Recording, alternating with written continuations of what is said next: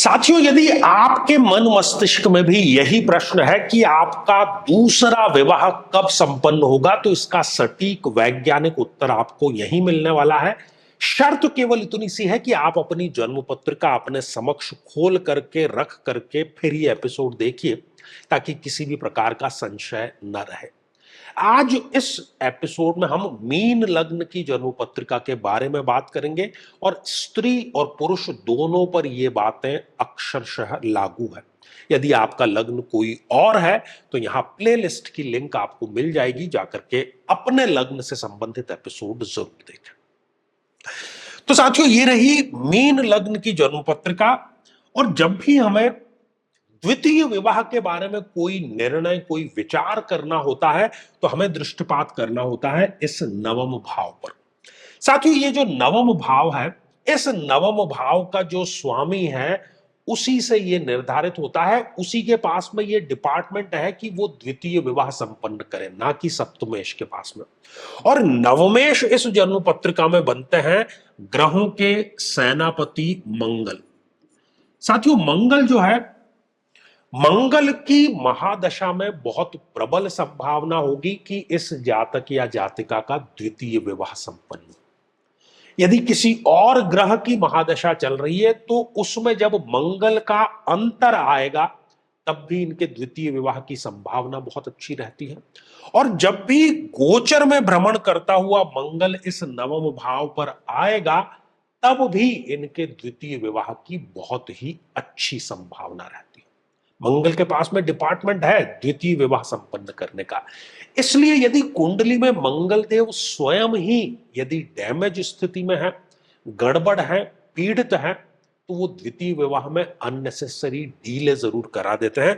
मान लीजिए कि मंगल देव स्वयं ही इस छठे या इस आठवें या इस 12वें भाव में विराजमान हो गए हैं, या वो नीच राशि के होकर के यहां पर विराजमान है, या फिर वो जन्म पत्रिका में कहीं पर भी राहु, केतु, शनि ऐसे प्रबलतम पापी ग्रहों के साथ में युत है, या वो अस्त अवस्था में है अर्थात सूर्य के बहुत क्लोज कंजक्शन में आ गए हैं, या फिर वो कुंडली में, लग्न कुंडली में 0 डिग्री के या 28-29 जैसी अंतिम डिग्रियों के हैं, तो इन सारी की सारी अवस्थाओं में इस जातक या जातिका के द्वितीय विवाह में बहुत अधिक डीले जो है वो जरूर हो जाता है। ये तो हो गई पहली बात मंगल की।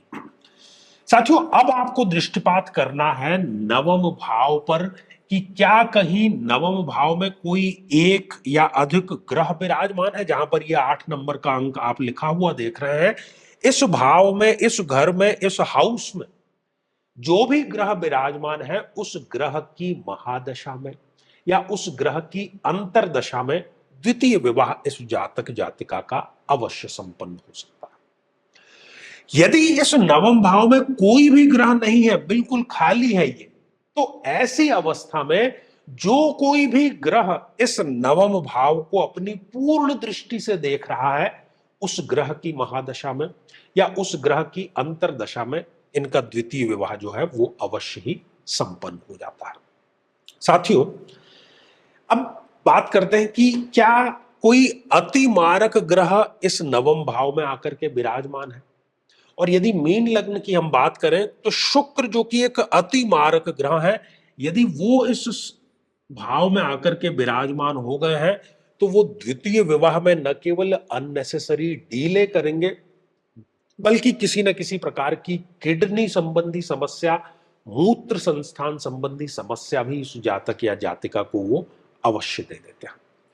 साथियों, यदि सूर्यदेव इस नवम भाव में विराजमान है, सूर्य भी एक अति मारक ग्रह है इस जन्म पत्रिका में, तो वो भी डीले कराने का कार्य करेंगे। साथ ही पेट या पाचन तंत्र से संबंधित कोई गंभीर समस्या इनको वो अवश्य दे देंगे।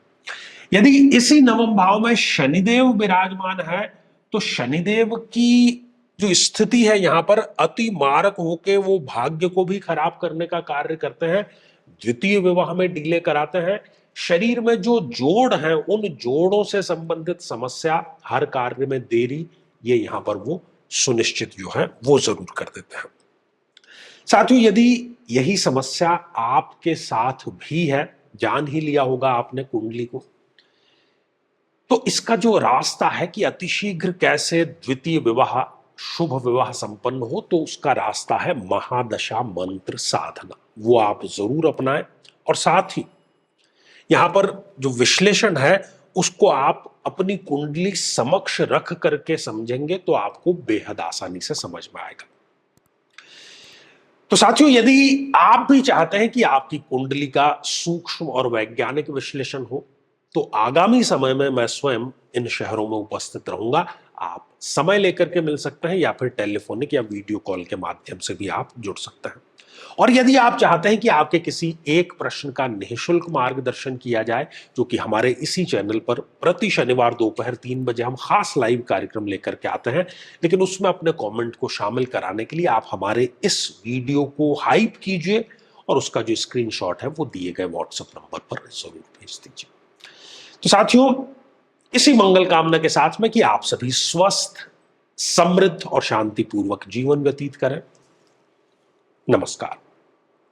साथियों, कई वर्षों के जन्म पत्र का अध्ययन और लाखों कुंडलियों के अध्ययन के बाद हम ये कह सकते हैं कि यदि किसी की जन्म पत्रिका में चंद्रमा पीड़ित है, तो उसको इस ग्रह की महादशा में इन 9 लक्षणों का, इन 9 कष्टों का, पीड़ाओं का अवश्य सामना करना पड़ता है। माता को कष्ट या माता से कष्ट, किसी न किसी प्रकार का गुप्त रोग, श्वास रोग, मानसिक रोग, तनाव या डिप्रेशन, अनिर्णय की स्थिति, ओवर थिंकिंग, स्त्रियों को स्त्रीजन्य रोग होना या ऐसी स्थितियां जिसमें कि व्यक्ति एक अज्ञात भय से पीड़ित रहता है।